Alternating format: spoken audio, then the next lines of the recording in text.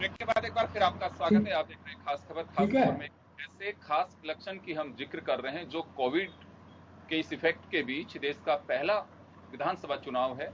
बिहार की हम बात कर रहे हैं। बिहार में 3 चरण में मतदान होना है और बिहार का मतदाता दशहरा मनाने के बाद दीपावली किसकी मनवाएगा, ये एक बड़ा सवाल। बहुत सारी चीजें इस चुनाव में अलग होंगी। मास्क दिए जाएंगे, सैनिटाइजर की व्यवस्था होगी और चुनाव प्रचार में 5 से ज्यादा लोग किसी के पास नहीं जा पाएंगे। कई चीजें हैं, लेकिन अब पालना कितनी हो पाती है ये देखने वाली बात है। और जिस तरह से दायरा बढ़ता जा रहा है कोविड का, वो भी एक बड़ी चुनौती एडमिनिस्ट्रेशन, इलेक्शन कमीशन और मतदाता और पॉलिटिकल पार्टीज के सामने होगी। तो चलिए इसी मुद्दे पर चर्चा के लिए हमारे साथ जन टीवी के editor in chief S K. Surana ji जुड़ गए हैं। सर, आपके पास आना चाहूंगा। बिहार के चुनाव पे सबकी निगाहें टिकी हुई है। इंटरेस्ट बहुत होता है बिहार और उत्तर प्रदेश के चुनाव में। हर कोई देखता है कि देश की सियासत भी उससे काफी प्रभावित होती है, उसका असर, और देश की सियासत का असर इन राज्यों पे देखा जाता है। तो ये चुनाव कुछ डिफरेंट दिखाई देंगे? हाँ योगेंद्र जी, काफी डिफरेंट दिखाई देंगे। लेकिन देखिए, बिहार चुनाव का विश्लेषण करते समय आपको ये ध्यान में रखना होगा कि बिहार राजनीतिक रूप से वन ऑफ द सबसे ज्यादा परिपक्व राज्य है। आपने देखा होगा जब आपातकाल के बाद इंदिरा गांधी के अगेंस्ट जो शुरुआत हुई थी 1974-75 में, वो भी जयप्रकाश आंदोलन से बिहार से और उसने क्या रूप ले लिया था। तो सामाजिक रूप से और राजनीतिक रूप से बिहार के लोग बहुत परिपक्व है। वहां घर घर में अखबार पढ़ने की आदत है लोगों को।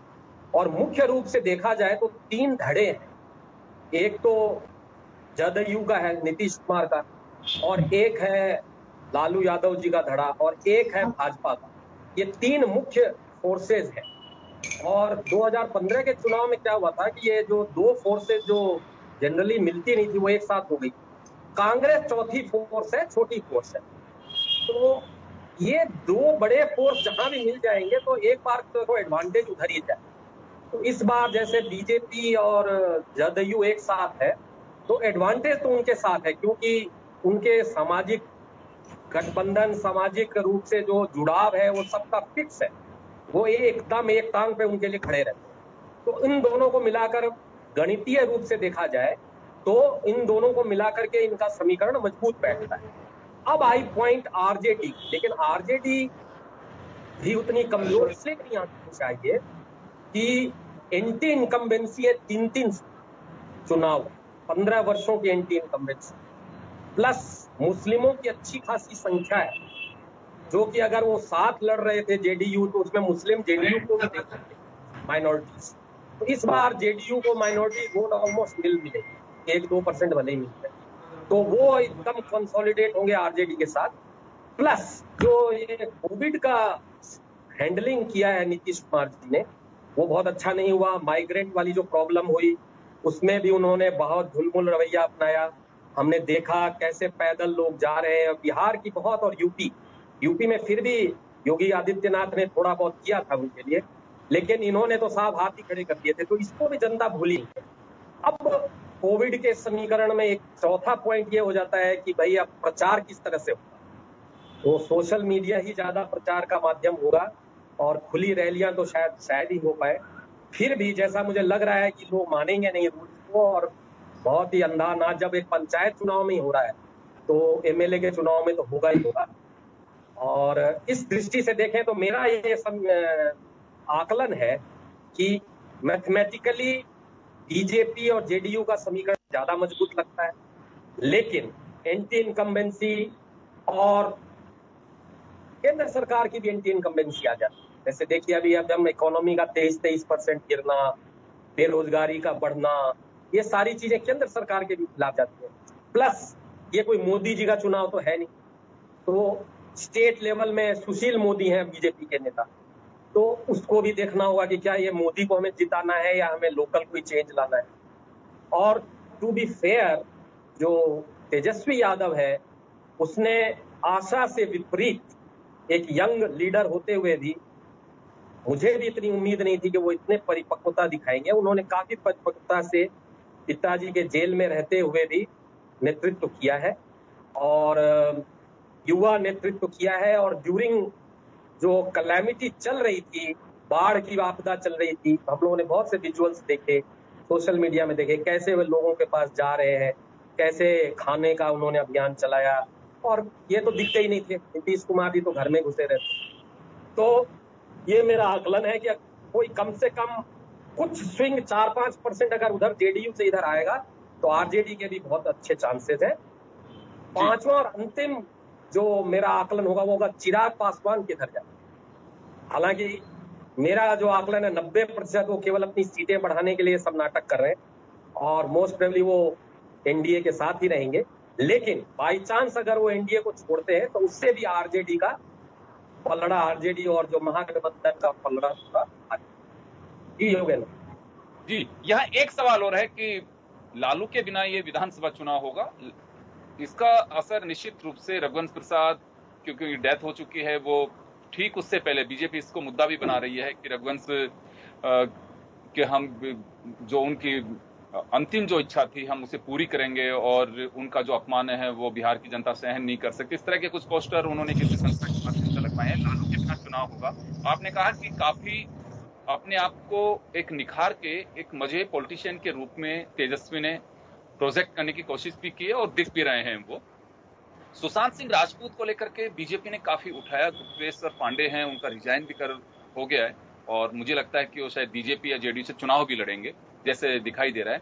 ये कुछ ऐसे इश्यूज हैं कि जो बिहार की जनता इन पे यकीन करेगी, या फिर बॉलीवुड का जैसे रहा कि कई बार आगाह भी किया है समीक्षकों ने कि राजनीति में बॉलीवुड से जुड़े जो लोग हैं बहुत लंबा उनका एक सफर नहीं होता है, चुनाव के साथ वो कुछ खत्म भी हो जाती हैं चीजें। तो सुशांत सिंह राजपूत वाला एक इश्यू काफी मीडिया ने ट्रायल पे भी लिया है, इसका कुछ असर देखा जा सकता है वहां? हाँ योगेंद्र, ऐसा है कि ये जो समय के साथ मुद्दा है ना कमजोर पड़ता जा रहा है। ये एकदम चक्रवाती तूफान की तरह है। शुरू के 2-4 दिन तो बहुत ही ज्यादा रहता है और धीरे धीरे धीरे धीरे वो देखोगे कि ढीला पड़ जाएगा। तो वही सुशांत सिंह राजपूत वाला आप इवन मीडिया में देखिए, जैसे सुशांत सिंह राजपूत और रिया चक्रवर्ती चल रहा था, आजकल ड्रग पे आ गए और आज दीपिका पादुकोण चल रहा है। सुशांत सिंह राजपूत का तो नाम ही नहीं लेते आजकल। तो धीरे धीरे ये मुद्दा उतना बड़ा नहीं रहेगा। हाँ, रघुवंश प्रसाद सिंह वाला मुद्दा जरूर एक बहुत बड़ा कारण बन सकता था क्योंकि राजपूतों की अच्छी संख्या है बिहार में, लेकिन उसको भी बड़ी परिपक्वता से लालू यादव और आरजेडी ने उस नुकसान को काफी कम करने का प्रयास किया। लालू यादव ने उसी दिन, जबकि उनकी डेथ नहीं हुई थी, उनका ट्वीट आपने देखा होगा कि हम कहीं नहीं जाने देंगे आपको, आप आइए, आपका इंतजार रहेगा। तो उससे भी काफी कुछ लोगों को लगा कि जबकि उनकी डेथ नहीं हुई थी और डेथ के बाद भी जिस तरह से राजद के अपने तेजस्वी जो है वो हमेशा जाते रहे, उनके उसमें उनके अंत्येष्टि में भी गए और हर जगह मौजूद रहे और काफी उन्होंने ये करके उस डैमेज को, लेकिन हाँ कुछ तो इसका नुकसान जरूर आरजेडी को हो सकता है क्योंकि तेज प्रताप जी ने ये गलत कमेंट कर दिया था उसके ऊपर, जिसके ऊपर ही व्यथित होकर के उन्होंने रिजाइन किया, तो उसका हल्का फुल्का नुकसान होगा। लेकिन मुझे नहीं लगता इसका बहुत, ऐसे भी राजपूत लॉबी ऐसे भी आरजेडी के साथ ज्यादा नहीं रहती है, वो वहां पर अगड़ी जातियां ज्यादातर जो है वो बीजेपी के साथ, तो उसका थोड़ा बहुत नुकसान भले ही हो सकता है लेकिन ज्यादा कोई खास फर्क नहीं पड़ेगा। और सुशांत सिंह राजपूत वाला मुद्दा भी धीरे धीरे ठंडा पड़ता जा रहा है। तो असली मुद्दा रहेगा एंटी इनकम्बेंसी, बेरोजगारी, कोविड और जातीय समीकरण। कौन कितना अच्छा जातीय समीकरण करता है और कौन कितना अच्छा चुनावी कैंपेन करता है। तो कैंपेन में तो देखिए बीजेपी को हराना बहुत ही मुश्किल होगा क्योंकि उनके पास पैसे का बल है, उनके पास सत्ता का बल है, सब कुछ उन्हीं के पास है, केंद्र में राज्य की दोनों सत्ताएं उनके पास है। तो उस मामले में जरूर, लेकिन जिस तरह से जुझारूपन आरजेडी ने दिखाया है उसका जरूर कांटे की टक्कर जरूर होगी।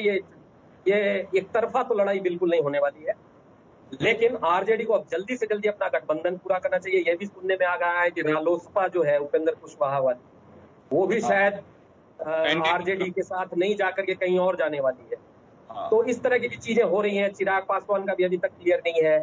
एक इंसाफ पार्टी है, वो मल्लाहों की अपने को बताती है पार्टी, उसका भी अभी तक उतना ज्यादा क्लियर नहीं है। ऐसे तो होना आरजेडी महागठबंधन के साथ था, लेकिन अब वो भी उतनी श्योरिटी नहीं है। तो कौन कितनी जल्दी, क्योंकि चुनाव की घोषणा हो चुकी है, कौन कितनी जल्दी अपने गठबंधनों को मजबूत कर लेता है और जितनी जल्दी चुनावी मैदान में कूदता है, टिकटों का वितरण कितना अच्छी तरह से कर पाता है, विद्रोही जिनके कितने कम होंगे। तो इस तरह से ये होगा, लेकिन ये कांटे की लड़ाई होगी। बिल्कुल बिल्कुल।